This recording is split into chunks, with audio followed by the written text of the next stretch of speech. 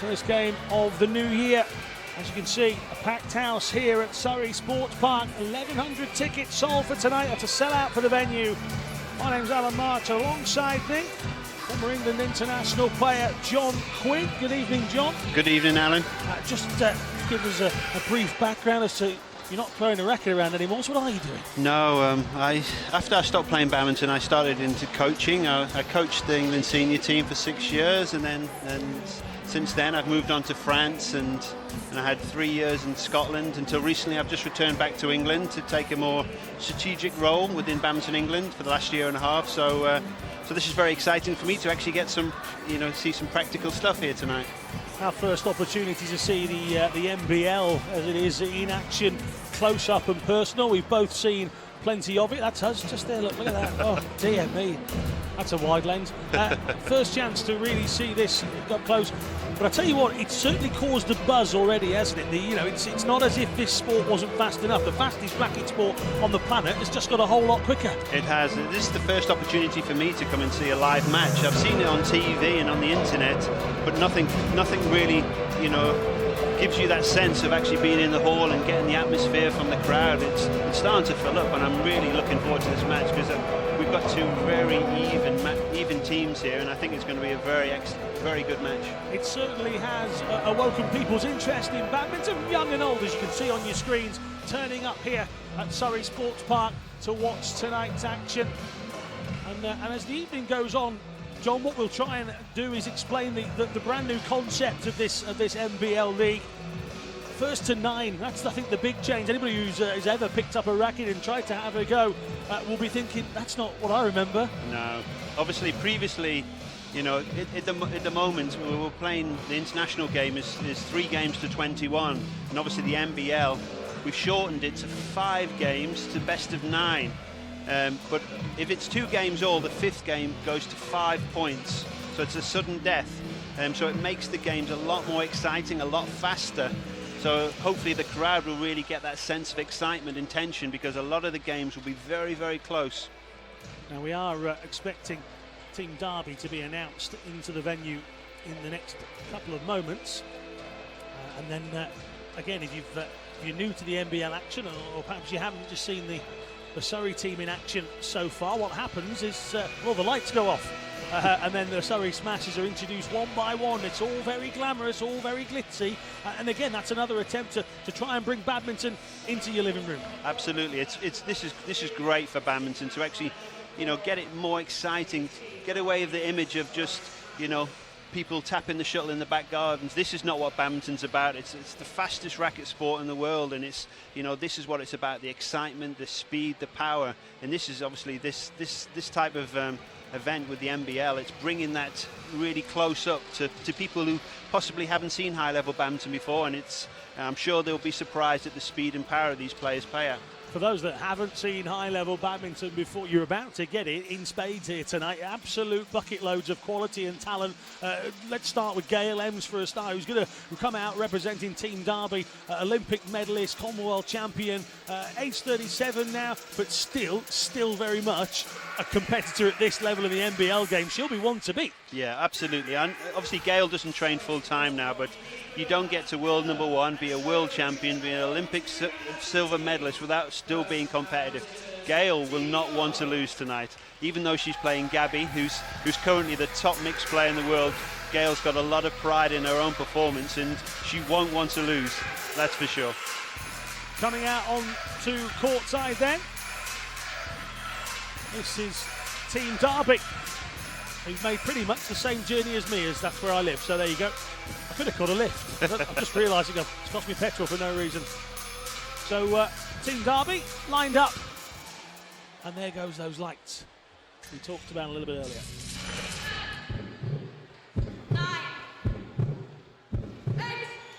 Inside the venue, a giant video board up to the right hand side as you're kind of looking at it. Don't adjust your screens, there's nothing wrong with your monitor. There's a countdown currently going on in the building. Myself and John are trying to figure out where our paperwork's gone. And here come the Surrey Smashers.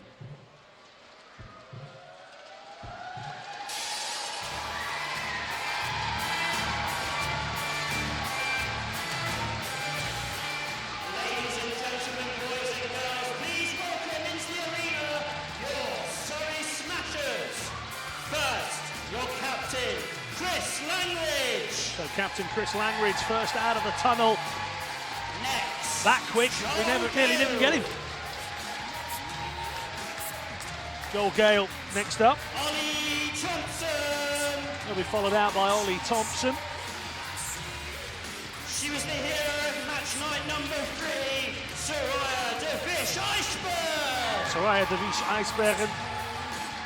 These players jogging out, smiling towards the crowd. Matt Nottingham, he'll love playing against Derby. Emily Westwood.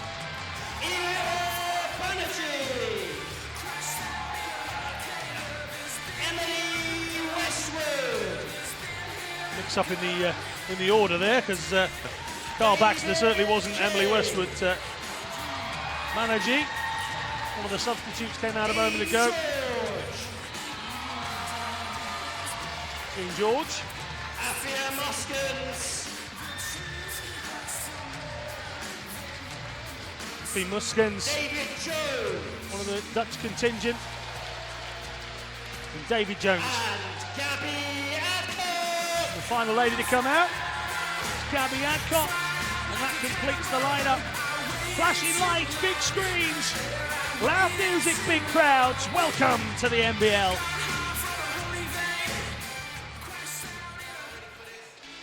So two teams, John, lining up and shaking hands, and they'll know all about each other, won't they? They do. Obviously, badminton is an individual sport, but all these players are training together at the national centre, so that they're used to training with each other, competing and sparring. So there's no surprises tonight. Even the foreign players that are going to play each other tonight, for example, in the women's singles, you know, they've played each other numerous times. So there's really no surprises here. It's just whoever can hold their nerve and play the big points well will win the match. So 2 wins out of 2 for the Surrey Smashers, a 4-1 victory of the NK Badminton team, and they played again on match night 3, tonight being match night 4. That was their second game. A close and last gasp winner against Loughborough, 3-2. Every event you win gives you a point, and that means they have 7-4 against Badminton, 3. MK Badminton will say 3 against Loughborough. They play a Team Derby, currently sat in 3rd position. They're 1-1, 3-2 victory over Loughborough on match night 2. So both teams have that similar victory over Loughborough in the bag, but a defeat. Birmingham Lions also 3-2, so they have 6 points. So 5 points in the table and leaves them in 3rd position.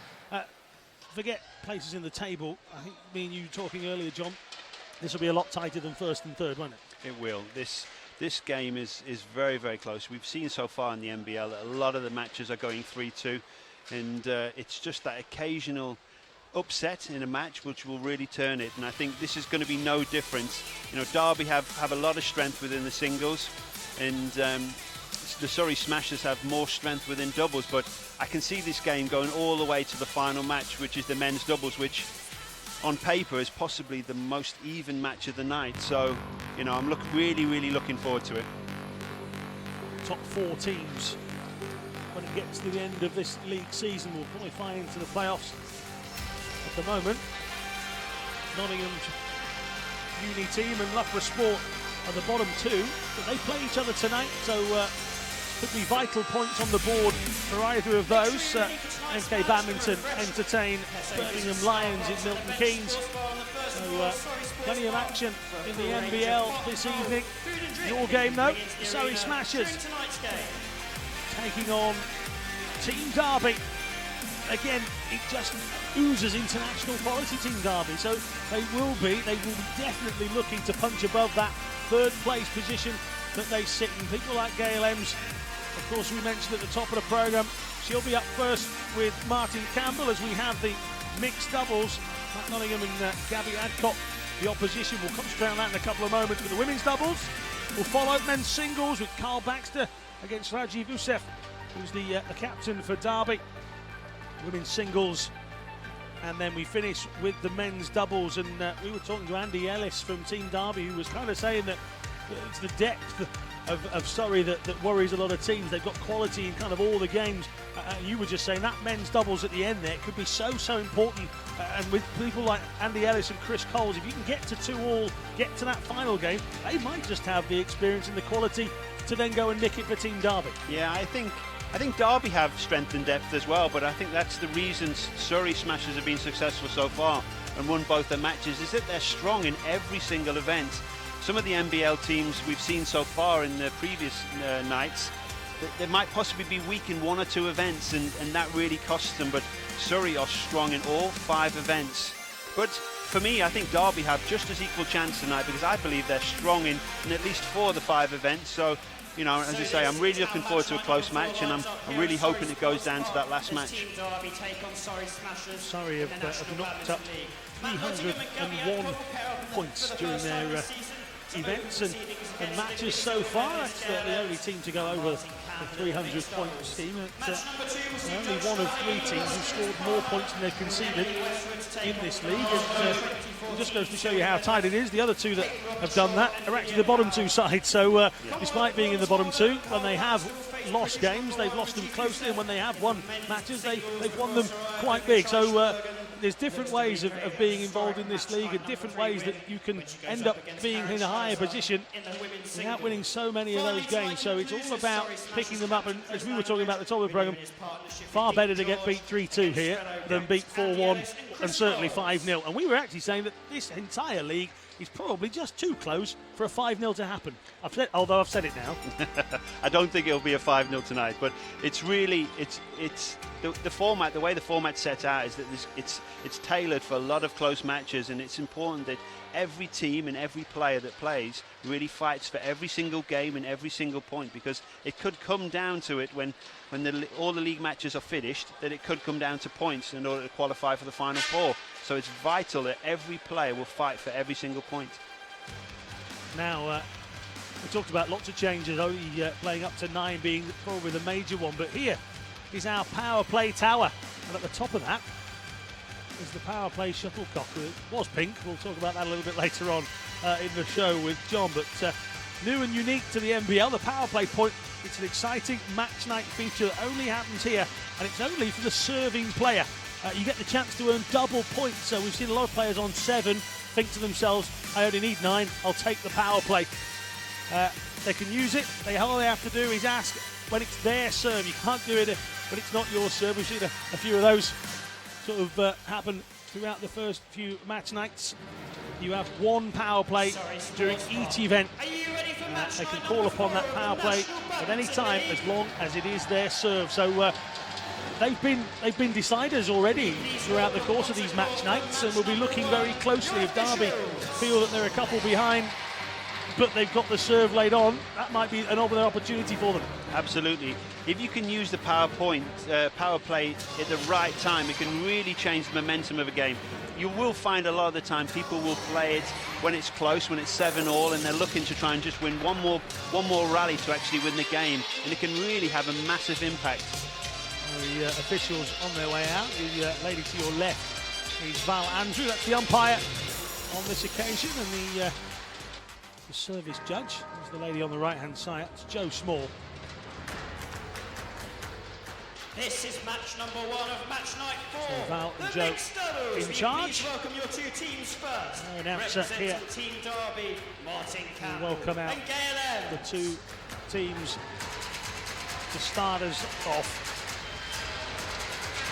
Do get involved, by the way, tonight. If you're on Twitter at NBL_official, hashtag game changer, hashtag NBL badminton. And we'd like to see any messages that you've got come through at NBL_official. Get those ones in, and any information you need on the league, www.nationalbadmintonleague.co.uk. Tonight's action is not far away. Even the knock-up has changed dramatically. John, they get just 30 seconds, or I think some of them have been trying to squeeze a few more seconds out of it. But even small changes like that, does that upset your normal routine on a day-to-day basis? I just think you've got to adapt. It's the same for everybody, and you've got to be ready.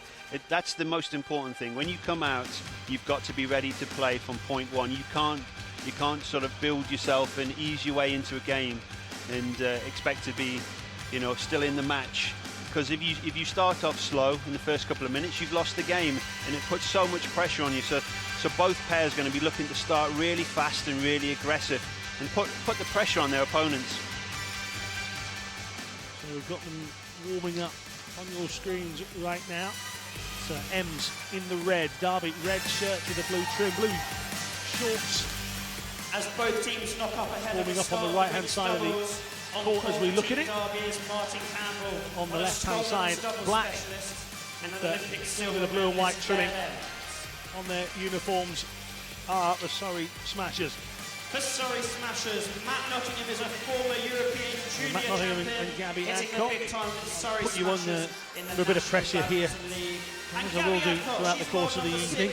A lot of experience in Gail Emms, and then on the other side is her partner for this weekend's Nationals, Matt Nottingham. Yes, so they're going to know each other in and out. Where would you go if you had to pick a decider early doors? Well, obviously Matt and Gabby I would put them slight favourites for this match, but it's still very, very close. You can never underestimate somebody of Gail's pedigree, because she's won so much in mixed doubles. You know, she has been the best mixed player in England for, you know, in the past 10 years. Obviously Gabby's taken over that mantle in the last 1 or 2 years when Gail stopped, but I still think this is very close to call. As I say, Surrey are slight favourites, but it wouldn't surprise me. Martin Campbell's a dangerous player, and he's gonna really be solid there. Yeah, I was going to ask you about Martin. Obviously, you had the chance to coach Martin in your previous role up in Scotland. Tell us a little bit about him. Yeah, I worked with Martin for 3 years up in Scotland when I was national coach there, and he's a good player. He's an experienced player, and he's in good form. He's just returned from Iceland, where he won the men's doubles. He doesn't play so much mixed now, but he's a good player, and I don't think the Surrey Smashers can underestimate him here, because he's definitely not a weak link on this court. So that's enough for Team Derby. They're happy that they've done enough. And we will get match night 4 underway. Team Derby in the red. Closest to you, Gail Emms, partner Martin Campbell. Both right-handers. And they will face off against the team nearest to you at the moment. Matt Nottingham on the right-hand side. Gabby Adcock. Bright pink and white trainers for the Adcock. Coaches as bright and sprightly as they are throughout the course of this contest. The 24-year-old from Leeds. The 5'5" right-hander. Just one left-hander throughout the course of the evening by my research. So kind of major part. Yeah, it's just a fact that there's less left-handers playing. There's a few in the substitutes bench as well, but and tonight there's just Kate Robertshaw from Team Derby who's a left-hander, but that can be quite an advantage. So we'll see when the ladies doubles comes on whether Kate can really step up and take advantage of that. Gail will get us underway from Hitchin in Hertfordshire, not a million miles away. Good early start for Team Derby.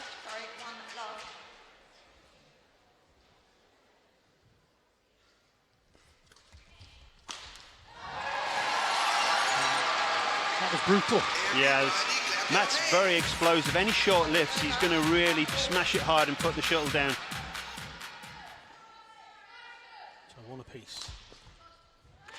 This time it's Gail's turn to smash it back at her new mixed partner there. It's in mixed doubles especially, the pair that are attacking are going to get the most opportunities to win this match, and it's evident so far in the first 3 rallies.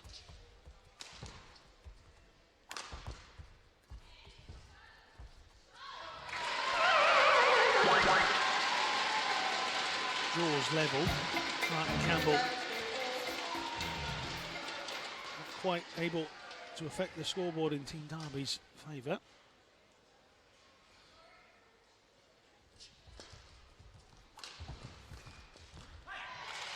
That one's a little bit loose. Yeah, Gail's still very sharp at the net, and if Surrey Smashers keep playing to the net to Gail, she'll be very aggressive and she'll be very dangerous there. They've got to look to try and push the shuttle past her. She is multi-medalist on the world scene, Gail Emms. Not a lot your medals can do about that shot there. No, again, when Matt gets behind the shuttle, he gets anything short, he's very, very dangerous. And if Derby are going to lift the shuttle to Matt, they've got to make sure they really get a good length on the shuttle. 3 apiece. No real split between the two sides. First and 9, remember.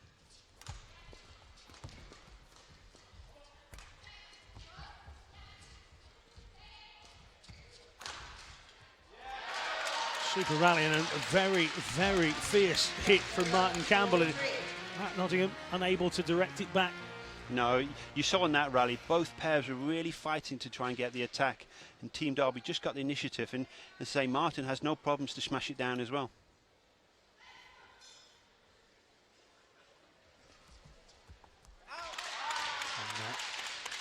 For the first time, a little bit of a gap on the leaderboard. Yeah, 5-3. Yeah, that's going to put a bit of pressure on Surrey now. This next point is very important.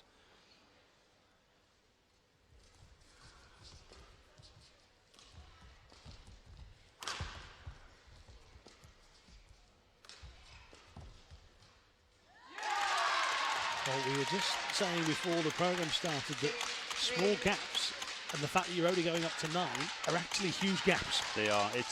There's a big advantage for Derby now. It's not finished, but they've really put a little bit of pressure on the Surrey Smashers team here.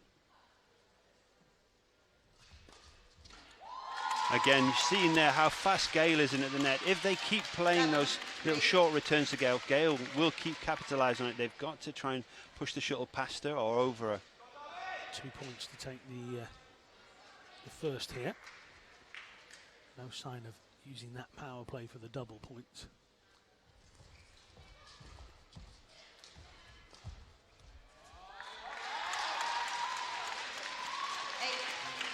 Eight 3, not the start the Surrey Smashers and their home crowd would have wanted, expected or needed. No, at the moment the Surrey Smashers team are being very defensive. They defended nearly the whole of this game. And again, Matt's played it back to Gail, and he's got to learn that that's not going to work. She's too experienced and too fast for that. Take the first game, 9-3. Gail Emms despite taking on the water there. It's hardly breaking a sweat in that one. They were very much in control from virtually the first game. Yeah, tactically the Derby team are so much, in that first game, was so much sharper. The Surrey team were just far too defensive, and they're playing to the strengths of the Derby team. Playing short and soft to Gail at the net is not going to work. You know, they've really got to try and think of something else here. Again, another wonderful rule change. Just 45 seconds is scheduled between each of those games, and again, that's you can't really train any differently as you normally would for your normal contest here in badminton. But that's got to take something out of you. You've just got a very quick 9 point. There was 12 in that one altogether. You're off and you're back on again. Yeah, it's one of those things. Sometimes you can think like a quick turnaround could have a negative effect, but at the end of the day, you know, they've just got to think of next point, try and get into the game, because they're both undoubted really, really good players. Apology from Gail Emms off screen to her partner. This time it's Surrey that get off the mark first. What a wonderful return from Gabby Adcock in that one. The power, as we talked about, but this time coming from Martin Campbell, but Adcock just able to get that back to him. Yeah, she didn't have a lot of time after flick serving Martin to get back in a strong defensive position, so she just did crouch defence, and she played it really, really well. This one's a little bit wild from Emms. Yeah, I see there's a slight change of tactic already, that they've started to try and get a Gail away from the net. That's the right tactic. If they keep playing short to Gail, she won't miss. Certainly working at the moment. 3-0 for Surrey.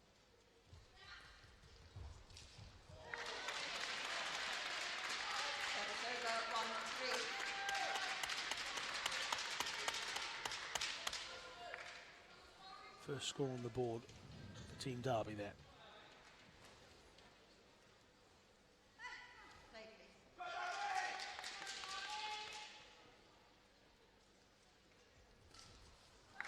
And, immediately adding to it. Yeah, there's a big advantage to serve, because if you get a really good short serve away, it really puts a lot of pressure on your opponents to lift the shuttle. You know, and we've seen so far in the first game when it was 3-all, Derby served really, really well there, and they got 6 quick points. Surrey have started the next game, you know, going 3-love up, but Derby are trying to fight them way back into this game. The notoriously quiet sport is badminton. As you can see, the NBL actively encouraging a little bit of noise and making noise on the court here are the Surrey Smashers. 4-2 they lead in this game. A trail on game to nothing. Wonderful shot from Nottingham there.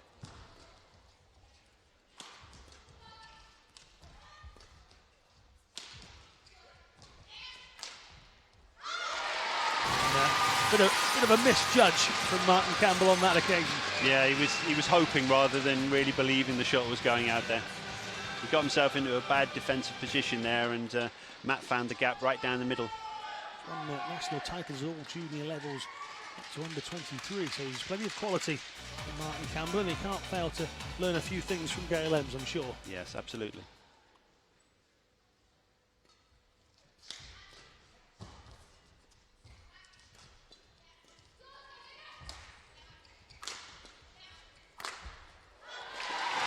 Just too hot to handle on that occasion. Matt Nottingham, the 6'1" right-hander, getting right above that. You saw it slightly faster the second time. 6-2, and again we talked about a big challenge once you're a few points ahead, because Surrey just 3 from taking it.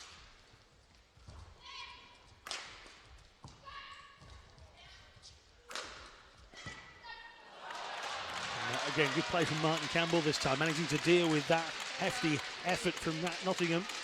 It then forced Adcock into the error. Yeah, it's, you know, Surrey on a little bit of command here, because automatically when you start falling behind the game, you become a little bit more defensive. It's just, you invite the pressure onto yourself. So Derby really need to get it back into the game here.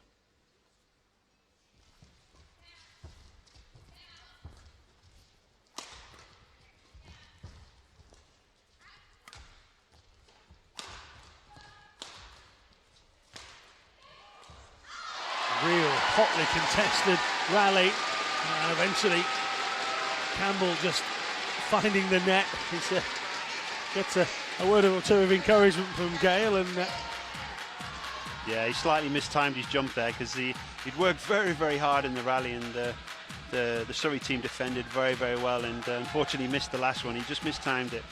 he sort of looked across at you after that point. I think he perhaps thought you were still coaching him. He was waiting for a bit of a telling off, but that's not to come.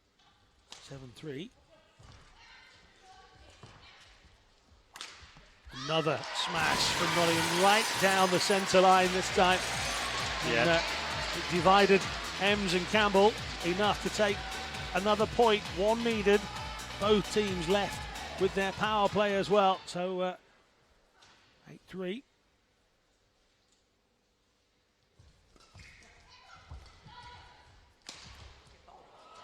Well, Emms sort of set that point up there, caused a bit of confusion with her shot, which left Campbell a large area to aim at.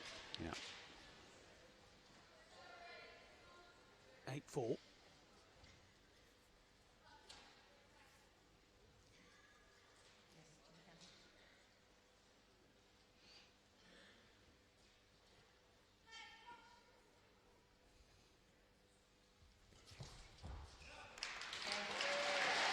And in a blink of an eye, that one's all over. Absolutely, badminton is a game of momentum. You know, after watching the first game, which Derby won 9-3, Surrey came out very, very well in the first 3 points, went 3-love up, and it just put so much pressure on you that they were able to just keep that advantage the whole way through. It's very hard once a pair, whether it's singles, doubles, mixed or whatever, once you get that momentum, once you get that lead, it's very, very hard to turn it around. So again, the 45 seconds in between games, that's all they have. Surrey have won 26 and lost 14 games in all of their events played so far. Remember, they leave the league table. But, They're up to 8. Derby got themselves up to 6. One apiece here. There was one thing that was very noticeable in that game. Every time either Matt or Gabby served to Gail, they served her, tried to get her away from the net, which was exactly the right tactic. We'll see if they do the same thing again. Just came at it too quickly for Emms. That drifts out on the left side as we look at it.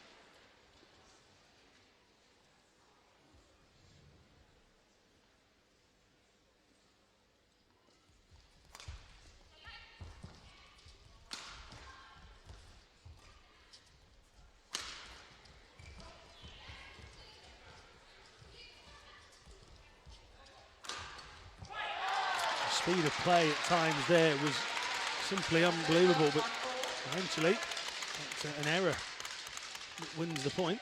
Yeah, mixed doubles is all about trying to control the net, trying to get the lift for your partner, and whoever's doing that so far in this match has won the rally.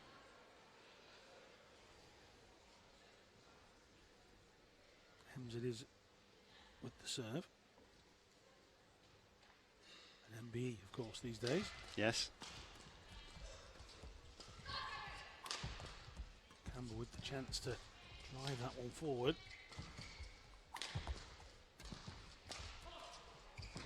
Again, you're getting a real showcase of quality badminton right here in the NBL. And Campbell gambled, and it's a bad Campbell gamble. No, excellent rally there. Both teams were really fighting for the attack there, and that's a great lift there, just dropping right on the corner. Certainly has captivated the crowd. It's now absolutely rammed in here. A few latecomers just finding their seats. You can hear the clappers, those blow-up plastic sticks that they give out to the crowds. The clappers they are called. And they're in full force. There's some kids enjoying it. As I said, the crowd tonight, a mixture of young and old.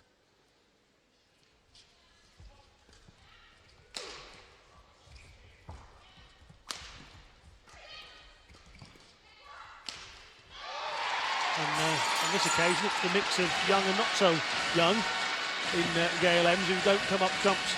No. As it now goes 3-1 Surrey Smashers. Martin really put his partner under a lot of pressure there. Again, he didn't find a good length on his lift, and Matt was able to just smash it through Gail, because Gail was standing very close to the net. Lest we forget the quality that Adcock has, of course, 5-time national champion, ranked number 5 in the world.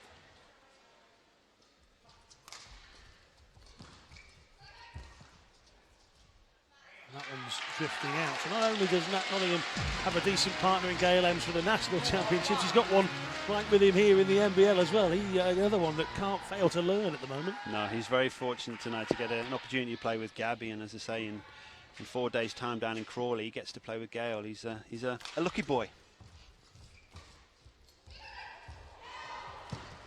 Oh, and you can hear the crowd really buying into that point there. And eventually, Nottingham just able to keep his composure and takes it to 5-1. Adcock has played one mixed and one women's doubles in the NBL so far. Timeout. Yeah, Derby called a timeout here because you see the whole structure and the momentum, the tactics in this game have completely changed from the first set. That Donna Kellogg here is talking to Gail and Martin here, really trying to encourage them to get the attack, because they have no chance to beat Matt and Gabby here if they just keep giving the lift away. Gail's got to get a lot more involved in and around the net. So words of encouragement from both parties. Liquid intake on the high. Noise here inside the sports park at good levels as well, and a lot of whispering behind hands at times from the players. I don't think they can actually hear anything, but I think it's just an automatic thing you do. Again, they continue to flick Gail. Since the first set, they've continued to flick Gail every time they've served her, and it's the correct tactic. And Gail's got to get herself ready and get behind the shuttle. Best of 5 at the moment, one apiece. but heavily leading towards Surrey. But a mistake there.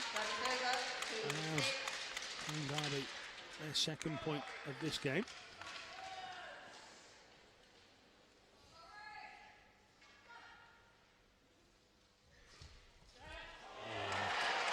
You get those fortuitous moments sometimes. Yes, that's right. Obviously, Matt, you know, they don't necessarily practice those type of shots, but by just taking the shot very, very early to the net, you increase your chances to get a net cord like that.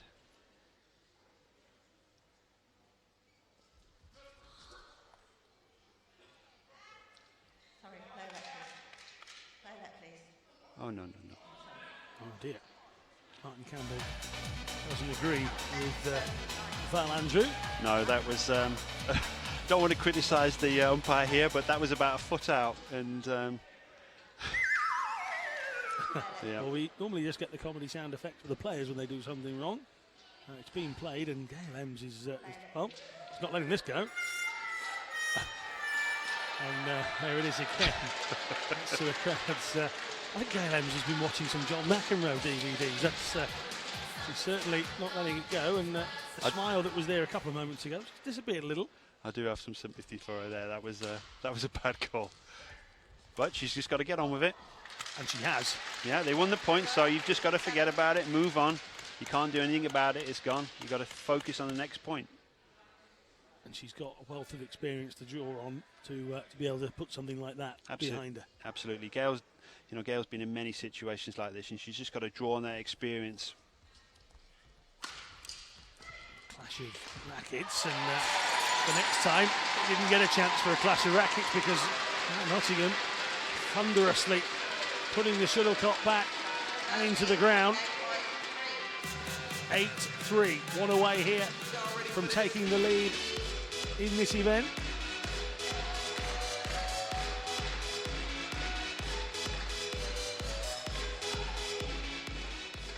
Nottingham to serve. And, this time it's Martin Campbell, part of the Scotland team in Glasgow last year, who finds a point for Team Derby, 8-4.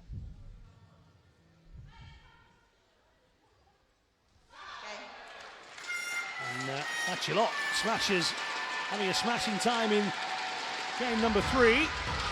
They lead 2-1 here in our first event of the night in mixed doubles. Smashers 2, Team Derby 1, but it's closer in the first one when Derby won. The next two, 9-4, 9-4. Yeah, Surrey are on top at the moment, but it really doesn't take an awful lot. You know, Martin and Gail are both very good players, very experienced. It won't take an awful lot for them to get back into this match, but I feel they've really got to start this fourth game really, really well. They can't afford to go 2-3 love down because, you know, Gabby and Matt are just too good to let us a lead like that slip. Fourth game. Level. Play. We get the point on the board. Goes power play here at 1-0 to try and give themselves a 3-point lead. So again, that power play, it's 2 points for the serving team. You only get 1 per event. Emms has chosen here to use hers. I think that's a very good call. Gail's got a very good serve. I think that's the best formation to do it in.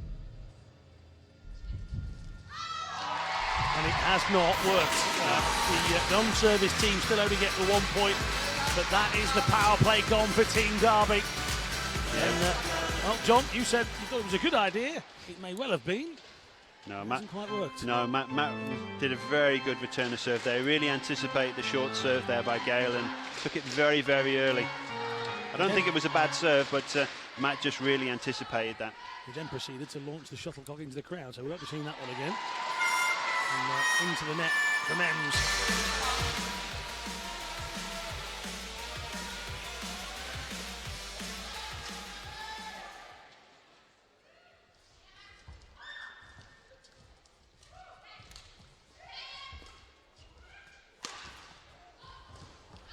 Return, and Emms then having to pull off one of her own, and that's some wonderful close range net skills, but unfortunately it was matched by Gabby Adcock.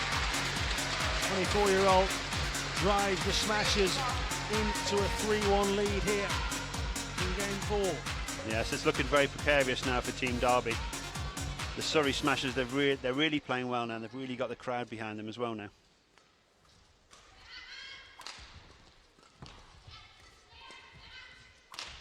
Oh, off the edge of the racket, and not happy with herself. Gail Emms apologising to Martin Campbell. 4-1. So from trying to use a power play to get themselves 3-0 up, they now trail by that 3 points total themselves. Yeah, it was a very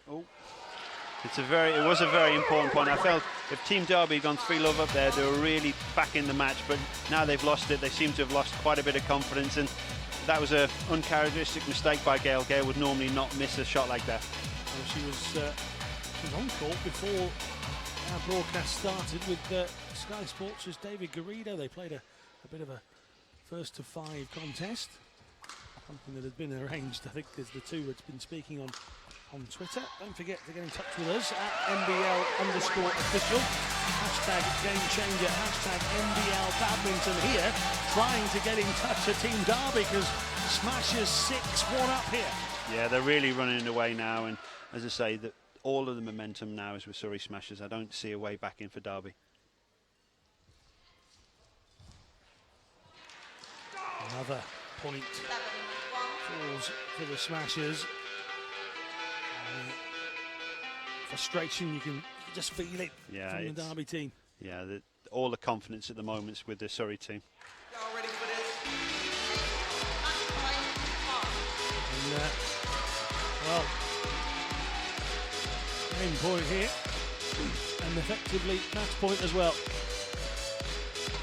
Yeah, they played really, really well after quite a shaky start, but Matt and Gabby have really upped their level, and they've outclassed them in the last 3 games. Still got that power play to come, but they won't need it. Wonderful performance, and it's brought the Smashers bench to their feet because Nottingham and Adcock have come out of the blocks absolutely firing. They were a little bit disjointed in the first, losing 9-3, but no mistakes. 9-4, 9-4, 9-1 in that final one. John, that was the start they wanted. It was. I always felt it was going to be quite a close game, but the moment that Matt and Gabby got in the lead, you could see their confidence grew, and the confidence just went from Martin and Gail there. They played very, very well the first set, but once the Surrey Smashers got in the lead, it was just a completely different match, and there was only one pair ever going to win that match after the good start of the Surrey Smashers in that second set. Yeah, you were kind of lured into a false sense of what was going to happen, really. That first one, 9-3, and you kind of thought, yeah, here we go. Team Derby have really come to really contest it. But 9-4, 9-4, 9-1 in the 3 games that followed. So first point of the night on the leaderboard goes to the way of the leaders already there. Surrey Smashers get themselves up to 8 points in the league table. Remember, 2 more games happening right now as well. University of Nottingham against Loughborough Sport, and MK Badminton against Birmingham Lions. Bottom 2 playing each other, 2nd and 4th playing each other here. 1st against 3rd. A change of officials for our next game. You'll have Mark Allen in the umpire's chair. Val will head to the other side of the court for service judge duties. Smiling faces, happy crowd, a happy Smashers crowd at that. Match number 2 of National Badminton 1-0 up here and the it's events women's doubles. as we move now towards the women's doubles, John. Yeah. Again, Surrey Smashers are strong here. Eefje and Emily are a strong pair. Eefje's the current European bronze medalist in women's doubles, and they're going to formidable pair here. Obviously, Kate and Lydia for Team Derby. They've got it all to fight for here. Obviously, Lydia's just a young junior player at 18. It's a great opportunity for her to showcase what she can do, and she's just got to play without any fear. They're not favourites to win this match, and she's just got to go for it. You know, she's capable of it. She's a very talented young player, and she's beaten some good senior players in the last season. and she's just got to believe in herself. You know, Kate's an experienced player, and she's got to take the lead here. MK Badminton have taken the first event in their contest, so start for them. And that's the next game for Team Derby. They're at home to MK Badminton. Here, as John was saying, a very strong women's doubles. Muskens and Westwood will line up against Powell and Robertshaw. And we talked about Lydia Powell before we went on air, John, and you were talking about she's young, but she's certainly got some talent that obviously Team Derby were happy to go out and acquire. I was reading something a little while back that said that Team Derby weren't the only team that were looking to get Lydia Powell on board, but Lydia chose Team Derby because she felt she'd get more court time. Is that a vital thing at her stage of her career? I think so. You know, Lydia's 18 and she's a talented player both in ladies doubles and in ladies singles. So she gives Team Derby the flexibility of being able to play singles or doubles, and that's an important part. So I'm not surprised that there was a number of teams actually quite keen to gain her services, and it's really excellent that you've got a young junior player able to play in a scene like this in front of large numbers of people. She wouldn't have played in front of this large crowd and on TV, and so it's a great. You know, I hope there's a number of other junior players in the NBL get as many opportunities Lydia does, because she can only learn from the experience. We're talking about the only left-hander in the contest tonight, and that is Kate Robertshaw, Commonwealth silver medal winner with Team England in Glasgow, a two-time national championship finalist, both singles and double. Highest ranking, 23, currently ranked in and around 77. Yes, Kate's just formed a new partnership with Sophie Brown, and they lost in the final of Wales in December. So she's in good form as well. So it's you know, she'll be playing with a lot of confidence in this match, and she's got to take the leading role here in this partnership. She can't expect Lydia at her age to start dominating the game, but. You know, this could be a good match, and Kate's got to use her height, and being a left-hander is always a big advantage. It's a brand new partnership for Team Derby. These two have both played doubles in the NBL, but not together. So let's see how they fare. And like the mixed doubles before them, they get off to a decent start, and they get the first point of this game.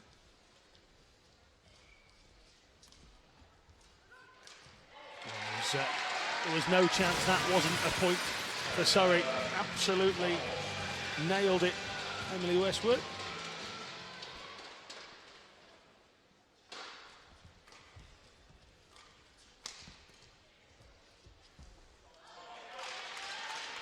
Just misjudging.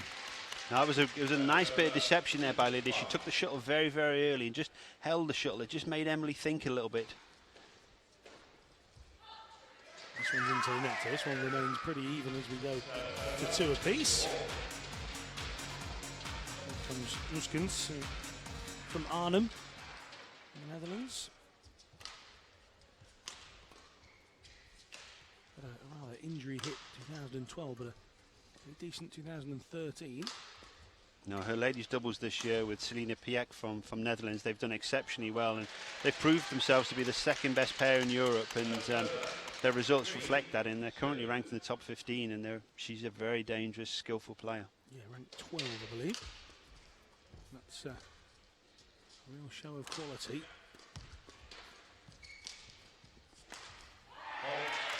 Yeah, very good by Kate there. She's got to take the initiative. She can't expect Lydia to stand back and try and dominate. Kate has got to do that. She's the experienced, the senior player.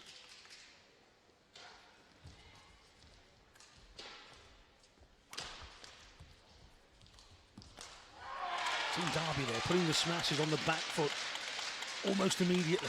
Yeah, it's, as I say, they've started more positively, more aggressively, and that's what badminton's all about. Being positive, putting the pressure on your opponent. And not overshooting with your serve when you've got a good opportunity to take a 6-3 lead, but 6-2 lead, should I say. 5-3 instead. Westwood it was with the serve. Just 5'1" of her.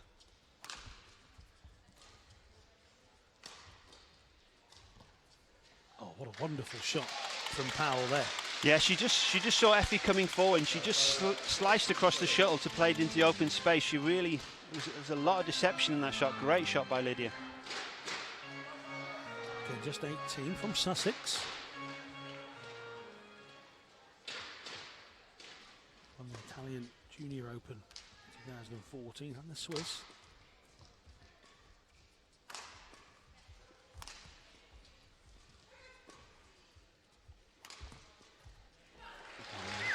Bit of a mistake from Robertshaw there. The, far taller of the players. We range from 5'1" on for Emily Westwood. Robertshaw standing at 5'10", so a big difference. Yeah, it can make a big advantage. Obviously, badminton's a game of speed and agility. So in that respect, it's good to be quite small because you can be quite agile around the court. But you know, if you get the shuttle lifted to you, then being able to hit those steep smashes and steep drops that Kate's able to do, being that tall, it's a big advantage. That one's into the net from Muskens, and it makes it 7-4. Yeah, Westwood pretty much known for her speed around the court, and at 5'1", you've got to have an attribute to make up for that height. Yeah, being that size, you've got to play to your strength. And Emily's never going to hit hard jump smashes and that type of thing. She's got to use her speed and agility around the court. Now more than ever, because it's now 8-4. And Team Derby are on for winning the first game here, as they did in the last event, the mixed doubles. Robertshaw and Powell in hefty discussion, so much so that our music man's put his music back on. He's, no, I think Kate just had a little. Sometimes you get a feather in your eye. Just a small bit of dust or something. She was just cleaning it out there before she started the next rally.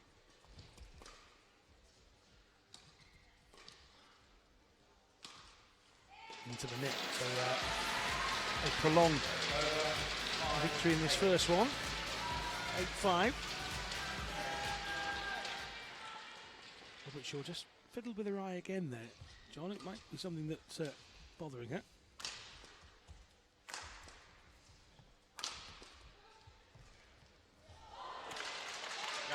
But she'll have a bit of time to sort herself out because it's 9-5. So as we were in the mixed doubles, it's Team Derby that get us underway. That's the closest of any game we've seen tonight. Yeah, Derby started very well there. As I say, the Surrey Smashers are favourites to win this game, but the Derby team really were nice and positive in there. And as I say, Kate was really aggressive there, and Lydia's able to follow it. You know, even if she's not able to command the whole game yet, you know, she's good enough player to be able to follow a more experienced partner, and Kate's got to continue to do that. Because, you know, as we saw in the last mixed doubles, you know, the game can change very, very quickly. So even though Derby have won that first set, that it's still anybody's match. If you do get to the fifth game, the first four are best of 5.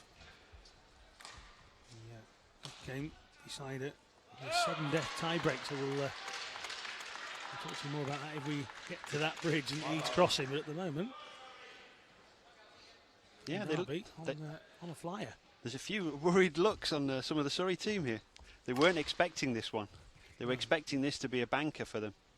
As they came out, you quite rightly said it was a real strong Surrey Smashers women's doubles team. Looking extremely strong so far. Team Derby, wonderful play from Powell. Met by the speed at the net here from Westwood. A good long rally met with a round of applause of appreciation from the Surrey crowd. What a piece.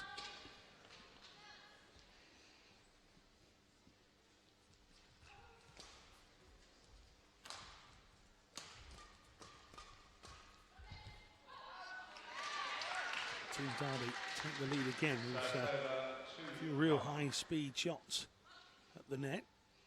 Great reactions from both sides.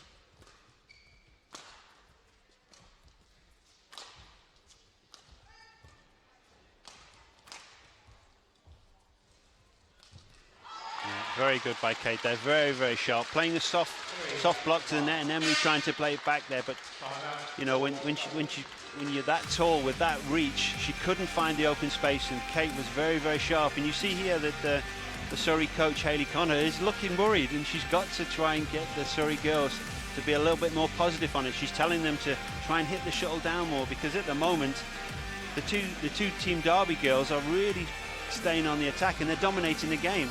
So Surrey calling themselves a timeout, and quite well as John saying, it's the Smashers slightly more worried. 3-1 down in this game.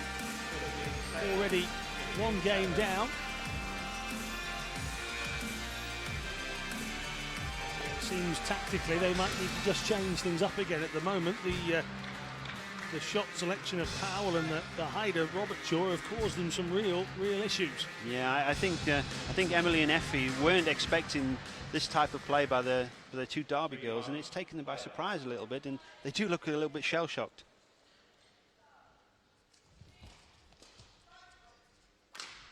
Again, Robertshaw using that height.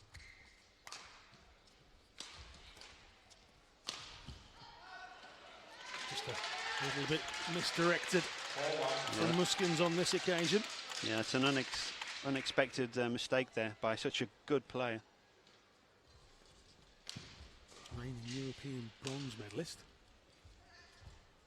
We'll need to pull out some of that form to help get the Smashers back into it. And that might help them. Just a little bit of fortune every now and again. Yeah, it's important here that Team Derby keep that lead. You keep the crowd quiet, because every time the crowd have got into this game, they've really helped the Surrey team. All part of the features of this wonderful NBL season. Fantastic venues, fantastic crowds. The Albert Hall in Nottingham used as a venue for the Nottingham team earlier in the season. Great shot from Robertshaw.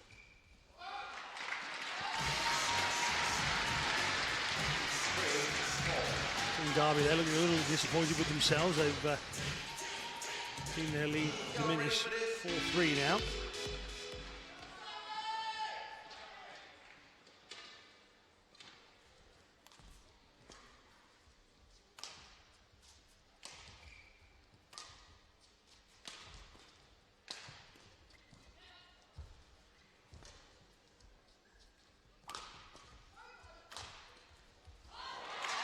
Again, not quite as accurate as she'd like, the 21-year-old, the very highly rated junior. A bit of paper in front of me says she's only got one kidney. I wasn't aware of that, actually. Vital information. Yeah, I wasn't aware of that.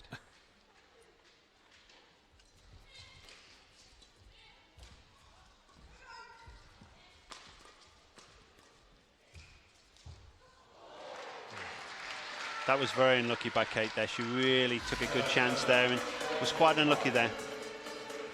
I'd rather her making a mistake like that than sitting back and being very passive in a play. A gamble that didn't quite work. It remains with Derby in the lead, 5-4.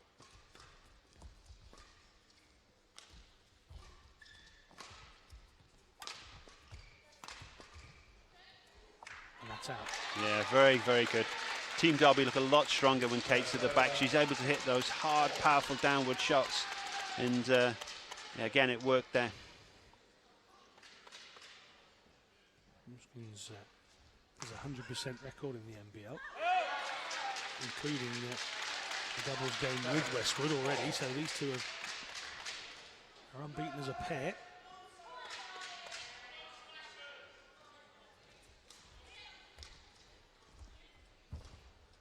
Attempt to go short there from Muskens, met by Powell.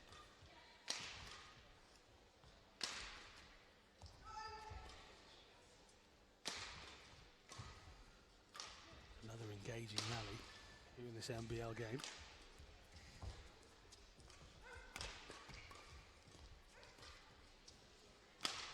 Quality here is captivating the crowd, and Powell unable to answer Muskens' drive. Yeah, excellent rally there by all four girls. Really, everybody was really patient, waiting for their opportunity to attack, and And Eefje did really well there, taking the opportunity in net to attack Lydia's backhand. It's really good to see some of the aspects of the play really coming through in that rally. The strength from height from Robertshaw, the speed from Westwood. Muskens in the end decisive with her shot. Powell looks at the racket. Yeah, she's broken a string there. It's always the racket's fault. It is. That's a typical badminton players thing. If you make a mistake, you look at your racket first. But in her defence, she did actually break a string. So this is a very important point now. 7-6.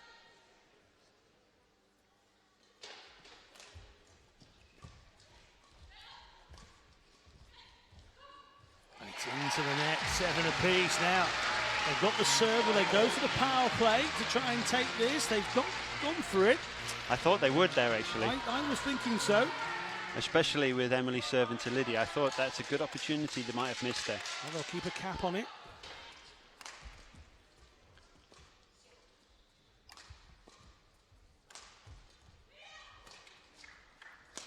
Scream from someone in the crowd. They thought that was it, but it just bobbles over the net. And your heart sinks, doesn't it, when that happens? Well, Kate's actually been unlucky a couple of times in this set so far, where she's taken the shot really early and just hit the net, and it's just rolled back on her side. Sometimes fortune favours the brave, and she got lucky there. 8-7, Team Derby here to level this one off all at one piece.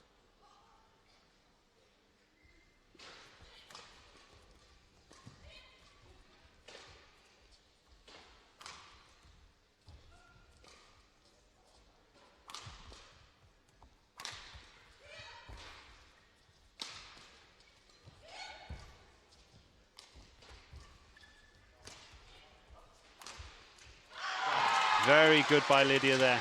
Very good. Didn't mean one apiece at all. I meant 2-0, but there you go. And that's exactly what happened. So 9-7. And again, all these games getting closer and closer. That now officially the closest game we've had. Gone from 9-3s and 9-4s, and then a 9-1. These two started with a 9-5. Smashers have a little bit more measure of Team Derby in this one. They've got it up to 9-7, but they're going to need to chip in with something pretty big here in this third game, John, because it's slipping away from them. Yeah. What was as you were saying, it's probably one of those that they've looked at beforehand and gone, yeah, we'll wipe that one off. That's one for us. Yeah, for Surrey Smashers, this was a banker, a real banker for them. They wouldn't expect this score to be like this, but you know, Surrey have come into that second set a little bit better.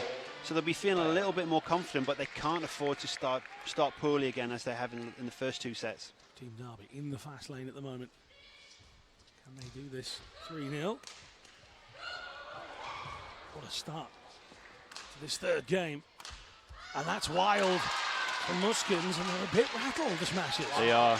Lydia did excellent to stay in that rally. It wasn't pretty at times, but she just got one more shuttle back at a time, and it just adds that little bit more pressure on your opponents, which is why you saw that wild one.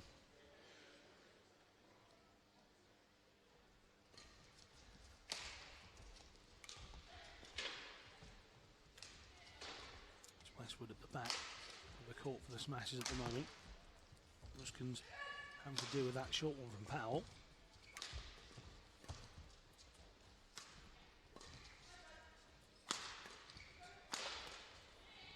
Dealing with a few hefty efforts there, Muskens, and it's an error that eventually gives the Smashers a point, but at large parts of that rally, John, it just feels like Derby were in control and putting it where they wanted it and getting it back nice and easy for them. Again, yeah, Derby were in control of that rally, but just getting one more shot back time and time again, it really puts pressure on you. And as I say, Kate really snatched at that last shot, and it was probably the easiest shot in the rally. This leads to an error. It does, yeah. This occasion, the error goes Smashers' way, so it's Derby 2-1 in this third game, 2-0 up in the second event. The NBL clash between the Smashers and Team Derby. Oh, and Team Derby put themselves into a 3-1 lead here. Yeah, again, that formation with Kate at the back and Lydia at the net, that's the most effective way for Team Derby here.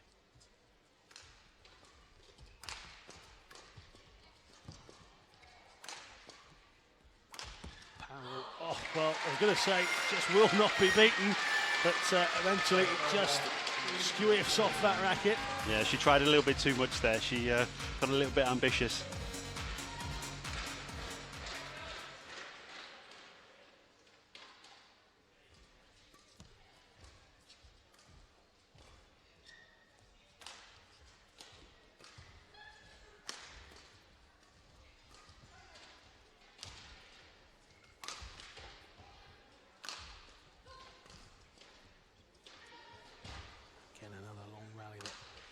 Surrey crowd watching on, wondering where it will end. And there it ends in the net from Robertshaw. Yeah, it's a good rally by both pairs there. They really were manoeuvring the shuttle around all four corners of the court. Very, very good rally.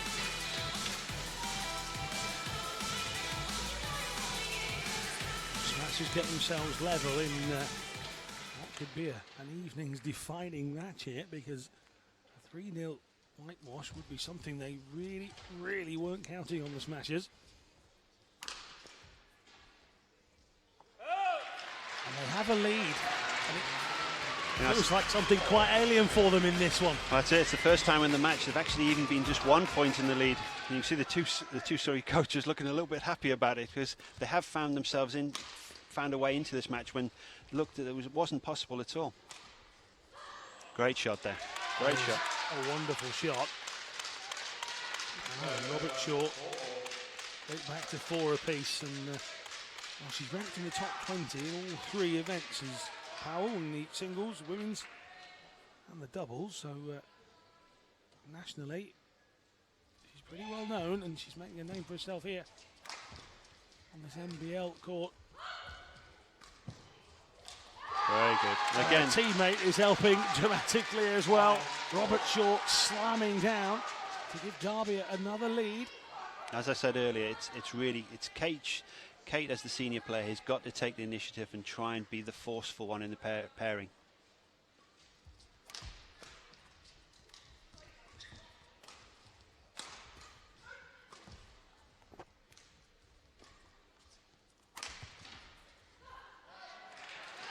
This time, Kate not able to find the right target in the right area, so it goes back to 5 apiece. We said that all of these games so far just getting tighter and tighter. No, this is anybody's set now.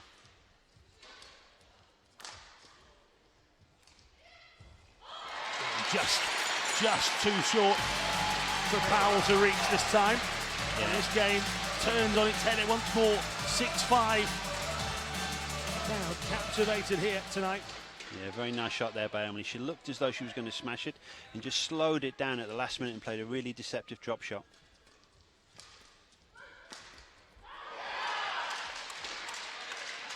Derby not letting Smashers get out of their sights at all. 6 apiece. Yeah, very important couple of rallies coming up now. And again this time, she got it over. The net, but it went over and it was returned, and eventually it's Westwood. And we talked about a lack of height. She didn't need much to get above that one. It was so close to the net. Muskens did really, really well though in the lead up to that. Robertshaw's effort trickled off the net again. We've seen it come off that tape across the top. And here, yeah, it's the power play. They've gone for this set. So this is worth 2 points for Surrey Smashers. So again, on your serve, it's worth 2. It's worth nothing. You lose it, nobody won. And there is how the power play and the NBL can change things around in the blink of an eye. 9-6, this one's been taken by Team Derby. Screams of yes around the building. Yeah, it was 6-all. It was that point. It was 6-all. Kate got a net cord. Eefje Muskens got it back with another net cord, and then they got the short lift, and it was all over. It looked like Team Derby were going to go 7-6 up, and then the set's gone. This is the importance of the power play. It can make such a difference in the game. Just there and then is exactly what the NBL is all about. The excitement, things like the power play being involved, and they chose the right time, and they made it work for them. Absolutely. That was a perfect example to anybody watching or potentially playing when is the right time to play your power play. And it's really put a different complexion on this match now. Yeah, it just seems to have lifted the crowd that a little bit as well. Yeah. Seems he's lifted the players. He'd have to level it all up at 2 apiece. So 2-1 off the net and now. Yeah, an easy mistake there by Emily. Surrey Smashers really constructed a great rally there, but she just missed that one. Tried to do too much with it. Westwood just rolled her eyes towards Heaven and knew she'd made the mistake.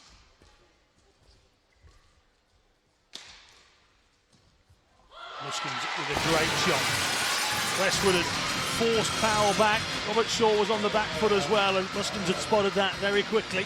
Yeah, there's definitely a momentum change here that Team Surrey have become more aggressive, more attacking, and Team Derby are just sitting back now. They were so successful in the first 2 sets by being aggressive, being attacking.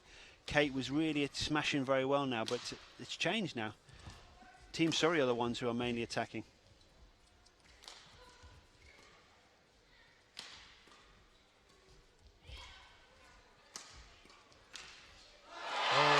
Luck is changing as well. This time it heads back towards Surrey. Yeah, anybody who plays badminton knows the more you attack, the luckier you get. You don't get lucky very often if you're just purely defending. You can hear part of the crowd saying, "Let's go, Surrey, let's go." And that, after all that build-up. Yeah, she just served in the net there. It's given the initiative back a little bit to Team Derby. I think both teams are a little bit nervous now. It's just the ones who can just hold their nerve here.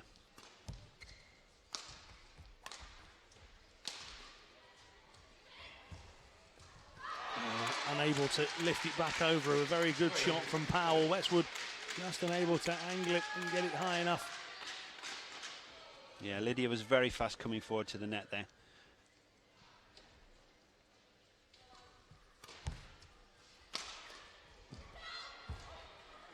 Good lunge forward from Powell. Again, that fantastic shot from Kate. Exactly. It's just all about being positives. Kate really stepped into the court and took the shuttle very, very early. It caught the Surrey team by surprise there. 4-2. We thought that the emphasis had changed. And it's short again here, and well, was the 3rd game. Just a blip for Team Derby because they've returned.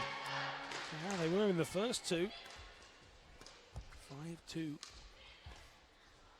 That one drops out, so they close the gap here. Surrey, they need to close it, overhaul it, and continue going. Rather sharpish. Retire the laces. Eefje Muskens, 25-year-old with the serve.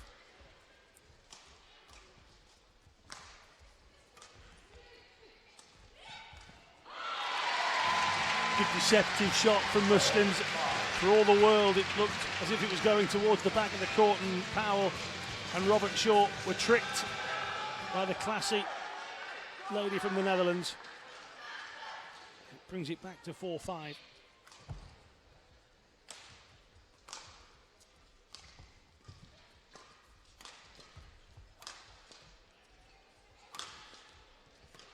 Good stuff from Surrey there. Reaction shots. Yeah, defended very, very well just to stay in that rally. And then an attempt to win it from Muskens led to a nice opportunity for Westwood to complete the comeback. 5 apiece, the coach is happy. Trying to come on from the corner. Yeah, the 2 Surrey girls have played with a little bit more variation overhead. They've been smashing an awful lot in the first 3 games, and just in the last 3 or 4 points they've played a few little slower drop shots, and it's really worked for them.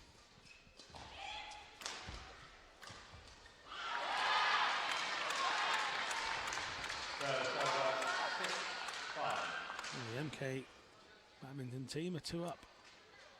That's a surprise. In their contest against the Birmingham Lions, it's a 3-0 win in the second event. Oh, what a shot that is. Right down the middle from Westwood, and it completely caught Robertshaw and Powell off guard.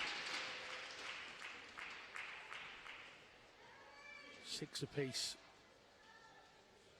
It's a massive game, this, for both teams. 7-6 Smashers can draw this level. Puts the pressure on Derby. They'll know they've lost a 2-0 lead at that point. Yeah, a few points to save themselves. Big point here.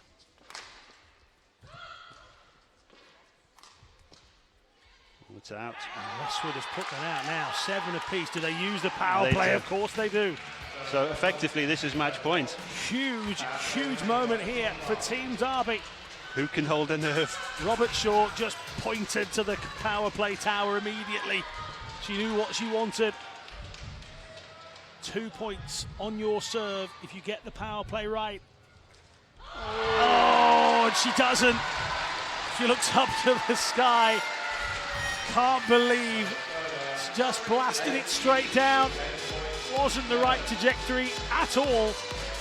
And it makes it 8-7 the Smashers. Power plays, you can forget them, they've gone.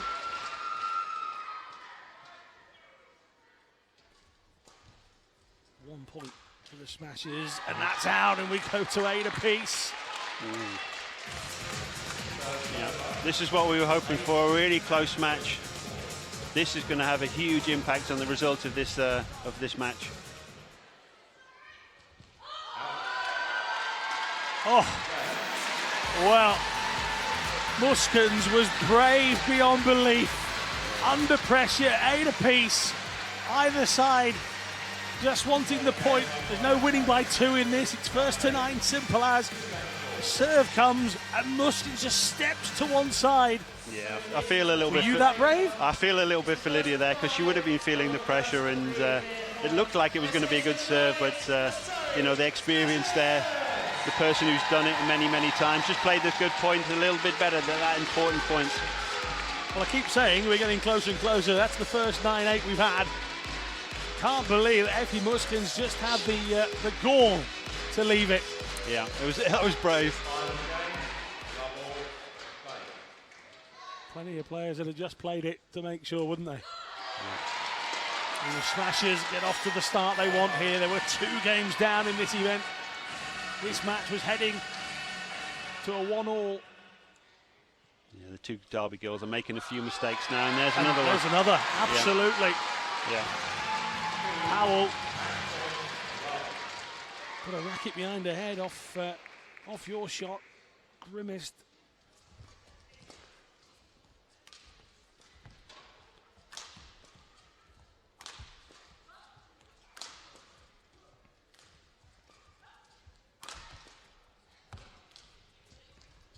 Oh, and again, Robertshaw, what's that, 4 in this game? It was.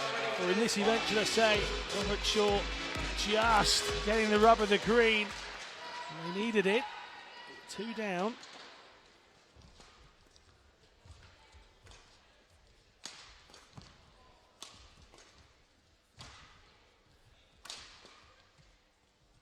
And he's long, and Muskens just fist pumps towards the crowd, and it gets them going immediately. Yeah, match points again to the Surrey team.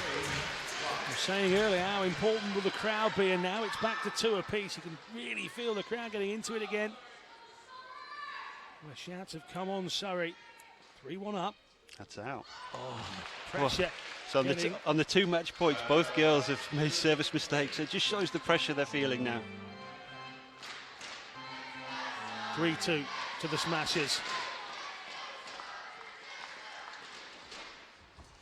Oh, what a recovery from Powell that was. Yeah, she did very, very well there. And that's... Oh, man, Muskens has been brave, and this time she feels she's got that right. Now, we're absolutely in line with it. I thought that was out. I thought it was out. I think it was a good call. It was very, very close. It just sometimes when the shot lands, it bounces back into court, but I do think that was the correct call. Well, it has gone that way. She looked disappointed. I thought the official wasn't going to give it. Oh, and Powell can't stretch this far this time. And in this final set, which only needs to go to 5 in the tie-break set, Surrey Smashers have smashed it. Yeah, I think they were quite fortunate there. I think Team Derby let an opportunity go there. But all credit to the Surrey team. They stuck in there even when it wasn't going quite well for them, and they just got over the finishing line, and you can see how happy the crowd are now. That might have a real impact on the rest of the squad here, because as you were saying, there were games they probably looked at tonight on paper and kind of going, you know what, if we can get something from that grey, but we'll, you know, we won't mind if we don't. At 2 up, and that was one of those where you kind of thought, this is Smashers all night. At 2 up for Team Derby, the rest of the squad were thinking, hang on a minute, we're in here. Yeah, now that's you're right. 2 down. I know, it's very, very hard now for Team Derby to come back. I do think the next couple of matches, Team Derby are strongest to win that in the 2 singles, but it's very, very hard to win 3 matches in a row, so it puts Surrey Smashers in a very strong position for the rest of the night. 2-0 Smashers, women's doubles, giving us a real example of just why the NBL is causing a little bit of a storm in the badminton world. Fast action, as if badminton wasn't quick enough. And then all of a sudden, along came the NBL. New format, new rules, new ideas, same wonderful sport. Change of officials this time. Back comes Jo Small. Here she is, right hand side. She will be in the umpire's chair, we're led to believe. Mark Allen will stay on court, this time as service judge. And coming up next, first look at some singles action for the night. Carl Baxter and Rajiv Ouseph. Here comes Rajiv Ouseph for Team Derby. 7 national titles on the bounce. Yeah. So he's quite good then. Yeah, Raj is strong favourite for this match, but he knows Carl very, very well. They're both the same age. Carl used to train with Raj, and they both played the Commonwealth Games together in Delhi 2010, and Raj, even though he knows Carl is not a full-time player now, still has a lot of respect for Carl. And but you know, Raj is still strong favourite. He's never lost to Carl domestically or internationally, but I don't think Raj would be taking him too lightly though. Well, they're both on a run of defeats, if you like, both looking to bounce back in the NBL season, and Raj Ouseph certainly will want some sort of comeuppance and comeback from his last night out. A 3-0 defeat, which surprised a lot of people. That's right. He lost to an inspired performance that night by Henry Huskainen. But Huskainen is a previous silver medal in the European Championship, so he's no mug by any means, but it was an unexpected result, and I'm sure Raj tonight is going to be wanting to put the record straight. Well, it was the same Swede that beat Carl Baxter as well, so Huskainen is someone to look out for if you get the chance to watch the Loughborough team in action. He's already got scalps with the quality of Ouseph and Baxter to his name, but here those two take each other on. They both won their first matches out in the NBL as well. The first event, should I say. Remember, you can show your support for Surrey Smashers and get tickets now with a range of Babolat merchandise. Carl Baxter, how much does your record against a player play with you mentally? I think Carl will be feeling that. When you've never beaten a player, and especially when the record's probably about 15-0 or something like that, you can't help but think about it. I know, you know, he's coach and he'll be thinking, oh, don't think about it, it's just this game, but it will play on his mind. Of course, he has more of an opportunity now in this shorter format that he can trouble Raj a little bit more in this short game.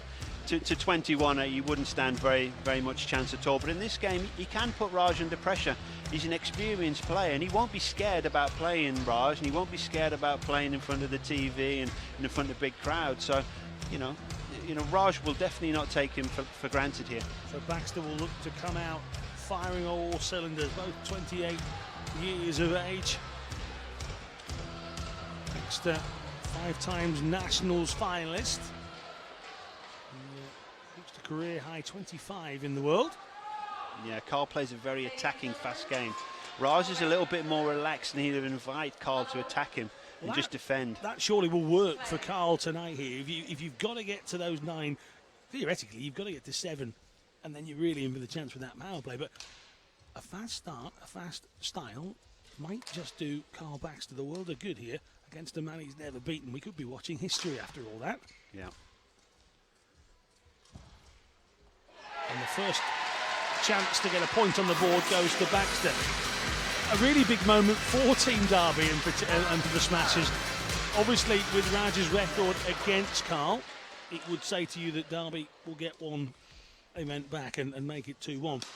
If Carl, not on that occasion, but if Carl can be inspired here and get his very first win against Rajiv Ouseph, it's 3-0. Yeah, it is, and then it's game over. But I think Raj is in good form recently. He won the Swedish International Challenge 2 weeks ago, and he looked in very good form there. And it was his first title for a little while for Raj, so he'll be feeling confident. But he, as I say, he won't underestimate Carl. He has a lot of respect for Carl because he's known Carl for many years and trained and playing with him. And that was perfectly weighted to the back of the court. He beat Pablo Abian of Spain in that final that John was talking about. Our first look at singles tonight, John, and it's a good example of this quick sport that all of a sudden you've got more of a court to aim at, individual players, and these 9 points should soon rack up. Yeah, there's contrasting styles between these two singles players. Raj showed a good bit of explosion there, but normally he's quite a relaxed player and he'll invite the attack. But it's obviously in singles the main thing is to move your opponent around the court, play a big court, work the opportunity and then attack when you're in a good position.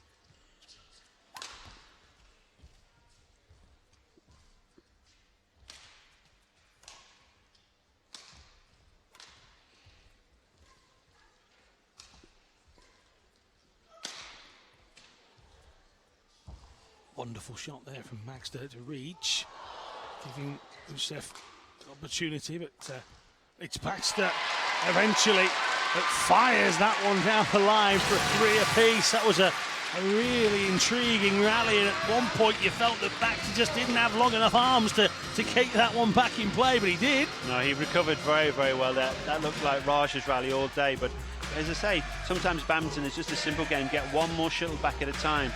You know, wait for your opportunity, and he did very, very well there. Nottingham take the lead against Loughborough in the third of the games that's on tonight. A little bit behind us. MK Badminton were 2 up as well. Here the Smashers have themselves a lead. And that one's out. It's 4 apiece. The first game in this best of 5 game event.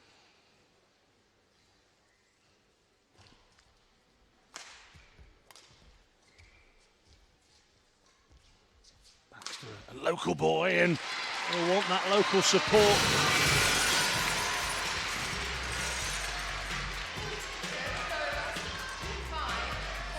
5-4 to Baxter. Originally from Canada. That's correct, Winnipeg, yeah.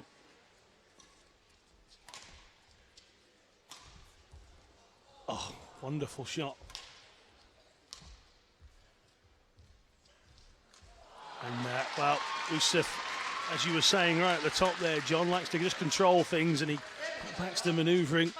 Yeah, he's a very relaxed player. You see lots of skill. He never seems flustered on the court. He just accepts his opponent's going to attack him and tries to find the space and then counter-attacks just like he did there. Thunderous from Ouseph.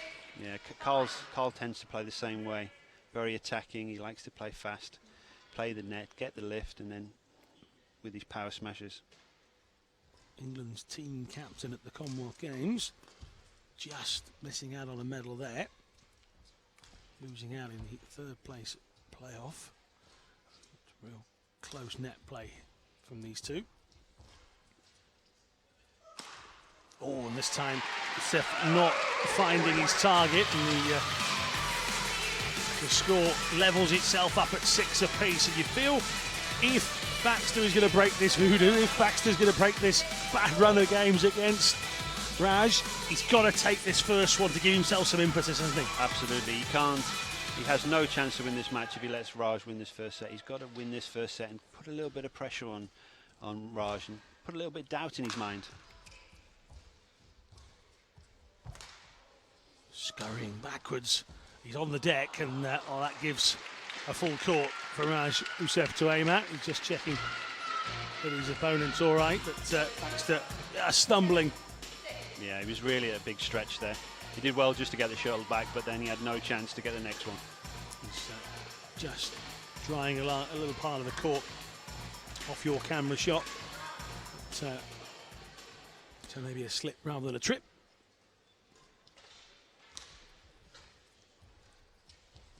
Oh, good play. Baxter levels it up at 7 again. He knows he's got to try and get his nose in front here at some point, though, because if it keeps going like this, the 9th point, as we've said, doesn't have to be by 2 anymore. Not in this format. That 9th point will fall to Ouseph if it carries on like this. And there's 8-7. So I'm surprised that Baxter didn't take his power play. I must admit, as we talked about, I think it was important for him to get this first one under his belt. Yeah. Quite surprised, although he would have lost it. So no, I agree with you. I think he probably just didn't think about it because obviously it's a new thing for these badminton players, and it was vital that Carl wins this first set. Oh, and out is called. So 8 apiece. Don't use it now, Carl. Don't get a rush of blood. No, 1 point separates a win or a defeat here for either player. No winning by 2 in this NBL format. Baxter and Ouseph for the first game of this men's singles event. And Ouseph, great recovery. Baxter putting all the power he could in that shot. And he's just dropped it short. And Team Derby celebrate. Ouseph celebrates. Yeah, I think Carl felt that was his opportunity there. Just that long arm of Raj. The look on Baxter's face as he walked past Ouseph, and he literally just said, what do I have to do to beat this man? Yeah, he gave him a little tap on his back there. It was good sportsmanship. As I say, there's a lot of respect. These two guys were very good friends when Carl was training full-time at the National Centre, and you know, there's a lot of respect by both players here.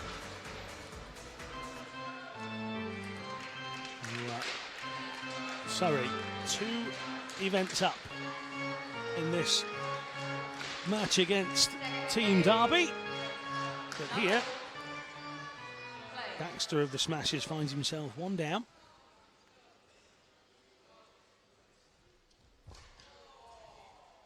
Lofted towards the back of the court, and Baxter eagerly awaiting the out call, which he got duly. Change of shuttlecock.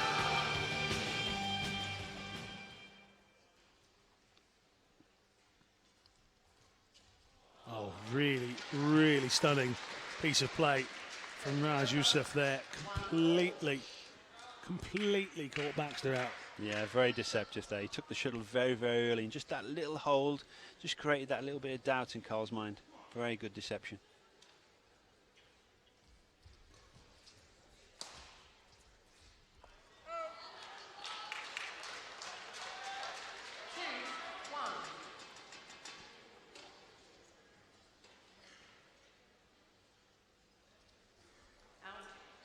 Ouseph just dropping that service short.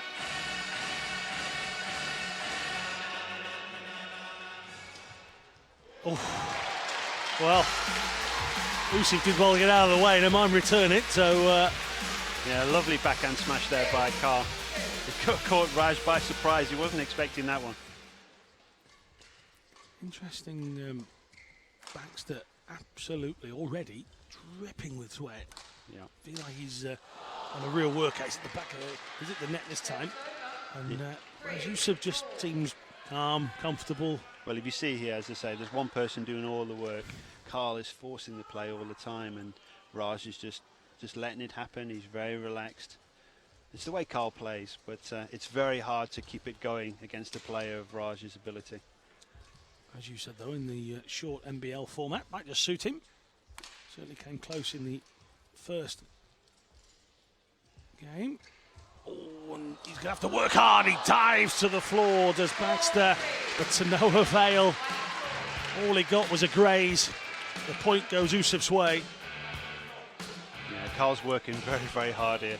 Raj is really moving him and working him around the court.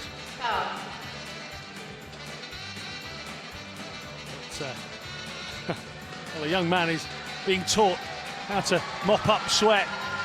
And he doesn't look much like Benny Hill, does he? I was going to say, I'm not quite sure what the Benny Hill theme is for. There you go. He's learnt how to do it. What he doesn't realise, he's mastered that. He's got to go and make a brew for the entire backroom staff. The things you sign yourself up for. It looks more like the I think he just the thought Milky Bar Kid that he does, Benny Hill. But there you go. That's his moment of fame. I think he just thought he was going to come here and watch. Yeah, we've got our own hashtag. How about hashtag too cute? Young man is wiping the floor.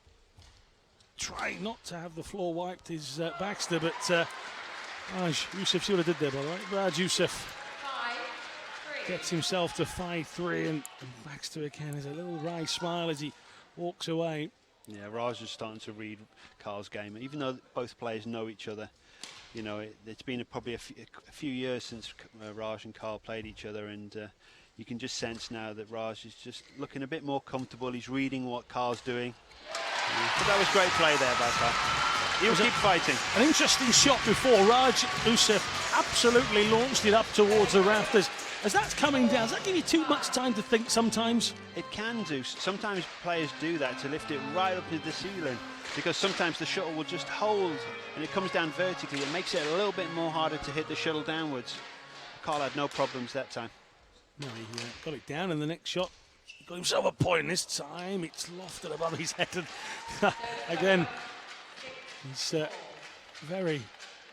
very much about facial expressions is Carl Baxter, and he was pulling one there that kind of said, well, I was just hoping that had gone out. Yeah. Ouseph again, happy just to put Baxter to the back of the court. This time though, the Surrey local drives his man back. He'll have his moment in history though, Carl Baxter. He won the very first ever NBL event live on Sky. So there you go, bit of history. And he's fist pumping again this time because he's got it all square once more. And hopefully his coach reminded him about the power play a little bit earlier on, because if he gets one more. No, Carl definitely won't stop trying. He'll really fight for every single point. Nice little drop attempt. Just able to get it back and back down the court.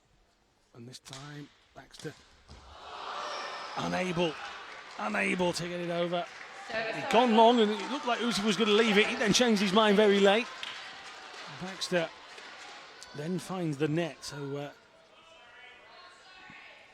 7-6.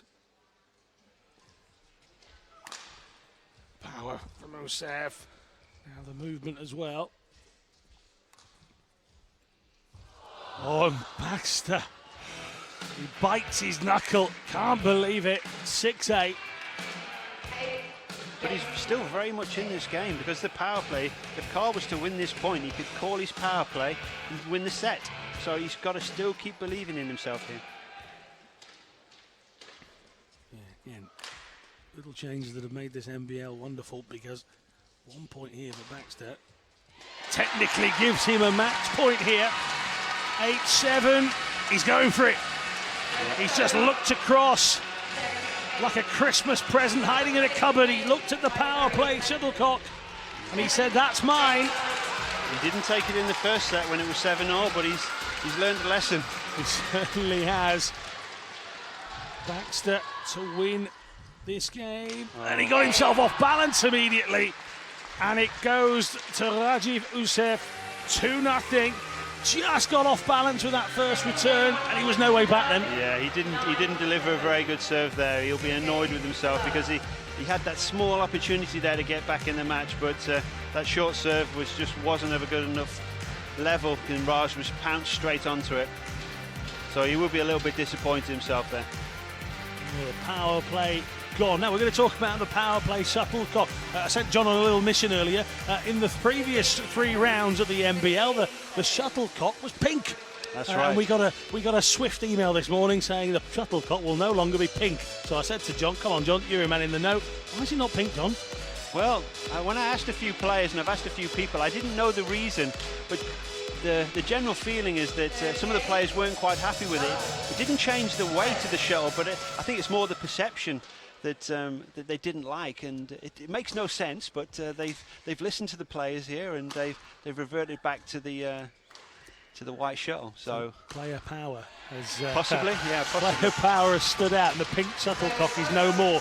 Although for those of you that like the pink shuttlecock, what I will tell you is an official did say to me that at some point some sort of colour will be chosen, and the PowerPlays shuttlecock will be different. Yeah, I think it's a good idea, just to add something different, a new dimension to the game. Ouseph found the net at the first point, but he finds his target absolutely as he meant it. And, well, Ouseph was on the back end of a 3-0 drubbing by Henry Schnaase in his last game of the NBL season. He will be looking to get a revenge for that with a 3-0 win of his own. But he's going to have to get past a very spirited Baxter here.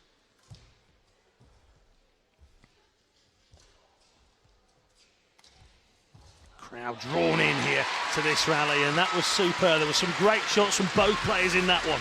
Yeah. Carl again is a similar type of play, kept attacking, used a bit more variation there. I think if he continues just to smash hard, it really suits Raj. You'll just read it and make Carl run those long diagonals. He's got to vary his overheads, otherwise Raj, it'll just be too simple for him to read. Well, it was Baxter who won 3-0 in his opening NBL match. He beat Sam Parsons of MK Badminton. Oh, and Ouseph driving it into the net. Yeah, that was uncharacteristic by Raj there. He would normally not have missed that one. He just saw the winning point and snatched at it a little bit. 3-1 Baxter. That's what he needs. The crowd on his side as well. He's got a bit of daylight. Can he keep it? Great shot. Great recovery from Baxter. Oh, and it's brought his teammates to their feet as well. Starting to believe, John. Yeah, he's got to get the crowd involved here. But they've been quite quiet for the first 2 sets, and he's got to make sure he gets the crowd involved if he stands any chance to get back in this match. Baxter 4-1. Now needs to keep his nerve. As we said, in this short game format, that's where his chances lie, but putting it into the net wasn't part of that plan. No, 5-1 would have been a very good lead, but he's just been a little bit unlucky there. He played a great rally, just missed that last point, that last shot. Interesting scorelines coming in from Milton Keynes, John. I'll tell you about that in a moment. Here is Baxter trickles one over and gets himself a 5-2 lead. MK Badminton have wrapped it up. It's 3-0. Yeah, Birmingham Lions are just playing for a spot of pride as we've got a timeout here. So I'll tell you a bit more about that. Yeah, the MK Badminton 3-0. They've gone out and done the job on the Birmingham Lions. The Lions now playing those final 2 events to try and get themselves some points on the scoreboard, but already 3 for MK Birmingham. Carl Baxter will need something just short of a miracle from where he is to make it Surrey Smashers 3-0 against Team Derby, as he's never beaten Ouseph. Yeah, that was unusual there, because Carl and the Surrey Smashers were 5-2 up in that game, and the Surrey coach called the timeout. Slightly unusual. I don't understand why he did that, especially when the momentum was with Carl, to actually then break the play, but he must have wanted to say something to him. Well, maybe, I was going to say, maybe the coaches know something we don't, but yeah, it does seem strange that Baxter was getting himself some impetus in the game, getting himself a bit of a forward movement on the scoreboard. I know personally I wouldn't have wanted a timeout called on me when I was winning. And you are a man in the know. I wouldn't have wanted that, no way. They caught the Team Derby coach a little bit by surprise. I don't know why they would have called that, but that one's out from Ouseph. Now, as from Ousef's perspective here, you're 2 up, 6-3 down. Is it worth just saving some energy now and letting him take this one and worrying about the next? I think Raj is quite an experienced, relaxed player. He won't stress too much at this stage. He'll just play his game. he's very capable of getting back into this set. Well, we'll need all of that experience. Currently number 22 in the world. He's reached just outside the top 10 before. He reached at number 11. He's 7-3 down. No power play left for Baxter, but 7-3.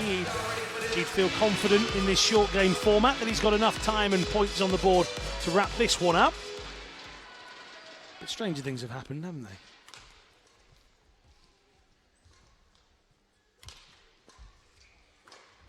Baxter this time one using the height down to a knee. He wants another wipe of the floor. Let's see if the helper on the other side has got a bit more experience. And it's the Pink Panther this time. The crowd seem to like the floor dryers. Maybe an email we didn't get.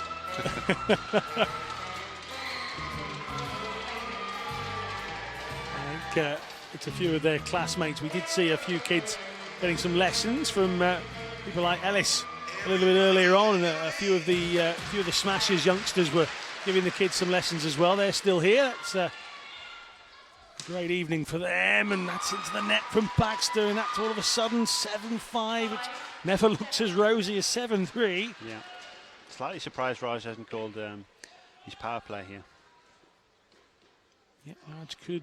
Maybe he might take it next time. Yeah, he could effectively take the entire event if he can get to 7 apiece. Maybe that's what he's waiting for. What a shot from Baxter. Ouseph still in control. He's pushing him all around. Oh, he's dropped that one too far.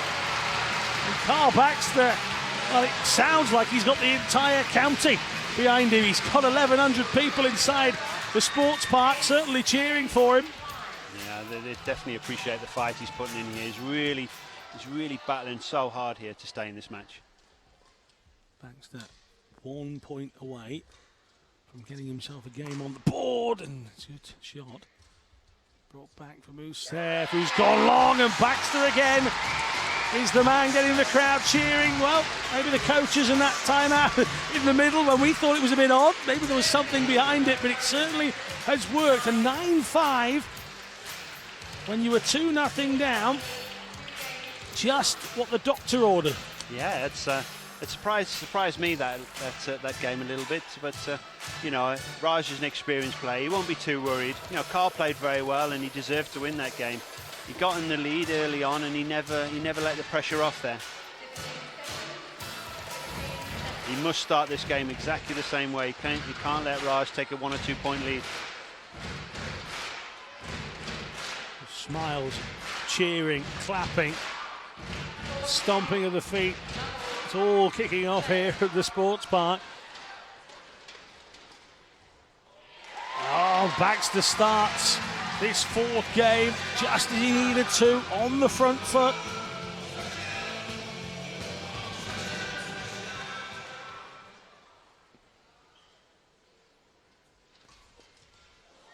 Second one.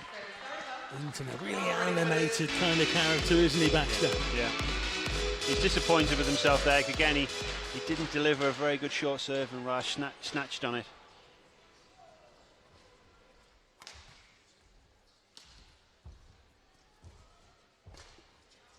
Baxter at the back of the court this time. He's let it go, and he's happy with his decision.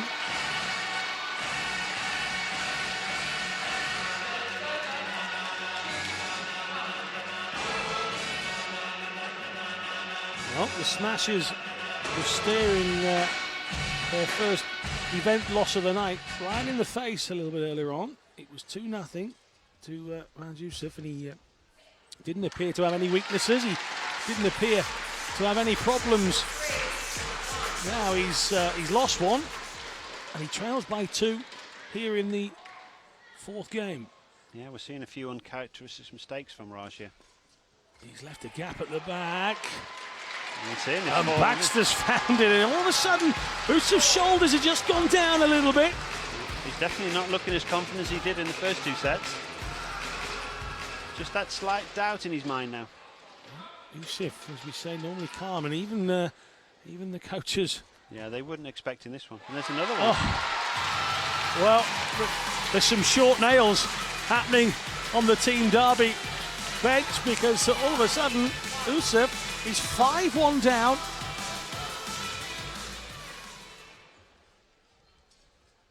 Baxter, as we said, would be doing the unthinkable.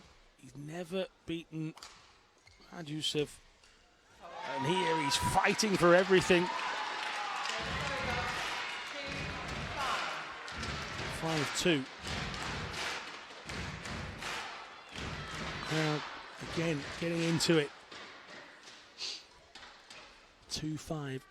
Ouseph needs that quality and experience, and he can't quite get that over the net on this occasion. And the real surprise is back on the cards.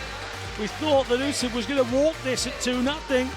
He was really dominant in those as well. Now, it's 6-2 down, John. These short, quick rallies are definitely suiting Carl far better than Raj. Raj normally likes to move his opponent around the court, really work them, but this is not happening. Carl, most of the rallies are 3-4 shots long, and it's really shooting Carl's style. Don't adjust your sets. This is actually happening. Baxter was 2 down. He's now 7-2 up in the 4th game. And he's now 8-2 up in the 4th game. We're going to be going to tiebreak, it looks like, at the moment. Ouseph needs a massive 7-point haul to stop it from going to the tiebreak. And when it gets to 5 at the moment, he wouldn't back against Baxter. No, at the moment, all the momentum's with Carl. And it's out. Well. I tell you what, if this is your first time watching the NBL, make sure you put the next match night in your diary right now. It's all about this sort of level of excitement. 2-0 up.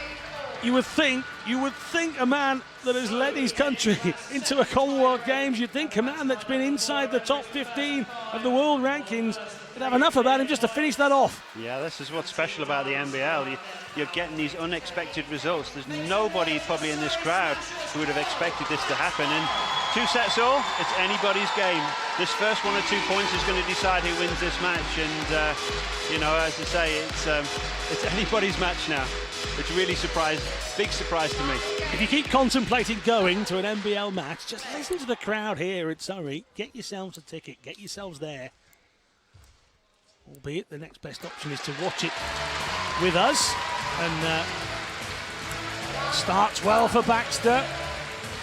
And let's reiterate what we said before. Carl Baxter has never beaten Ouseph in a competitive game. How many games did you say it was, John? It'll be over 10, definitely. And here, he's fought his way back from 2-0 down. He had to make a very late decision, and Baxter is launching himself all over, literally launching himself. He's got back to another one here.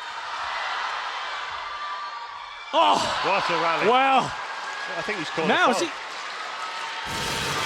Where's the decision gone here? It's gone Baxter's way, and there's some confused looks on the faces of Team Derby. It looked for all the world that Ouseph had that point wrapped up. Now Baxter is appealing because he wants the court drying again. Yeah, the umpire called a fault on Raj there for hitting the shuttle over the net. Raj wasn't too happy with it, but it's a big call because it's given Carl a match point now. There's the lady that's in charge. I'll tell you now, Martin Campbell and Team Derby stood on his feet, hands on his hips, a perplexed looking face. Martin Campbell, he stood, can't believe it. He's just punched the chair in front of him. He can't believe it. The Scot now cheering on Ouseph because he knows he needs to get behind him. But all of a sudden, Team Derby are facing being 3-0 down. Oh, that's a massive call. Massive call, and Baxter rubs his head. 2-1. I think that was born hope. I think that was clearly him, but Carl was praying it was going out. But he's... Ouseph now needs to get all that experience bundled up into the next few shots. First to 5 in the tiebreak, remember. Oh, it's off the net from Ouseph. He's out, he's hit it out. Oh, and it's wild to make it 3-1. He thought he'd nicked it as it came off the net. And that man on your screens here, well, he's made history in the NBL already. He won the very first live Sky event He's now looking to make some personal history and beat Rajiv Ouseph. Oh, and it's 4-1. Oh, he's giving it as 5, of course, because the confusion earlier. Yeah, 3-point lead, and so Carl's taken it.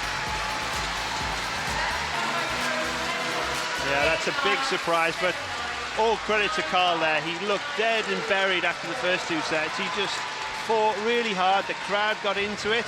And Raj uncharacteristically started to make a few mistakes, started to look pressurized, and he's only human, and all credit to Carl there. Apologies in all of the excitement. Yeah, we completely got thrown off there. In the tiebreak, you can win 3-0 or 4-1. Apologies, it's first to being 3-point lead, or first to 5. So apologies in the excitement.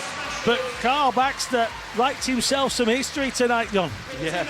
Yes, he's done incredibly well there, and he's got to be very proud of himself. And as I say, the team Surrey, they look really happy. The coach there, Hayley Collins, got a big smile on her face. There's just faces of shock on the Team Derby bench again.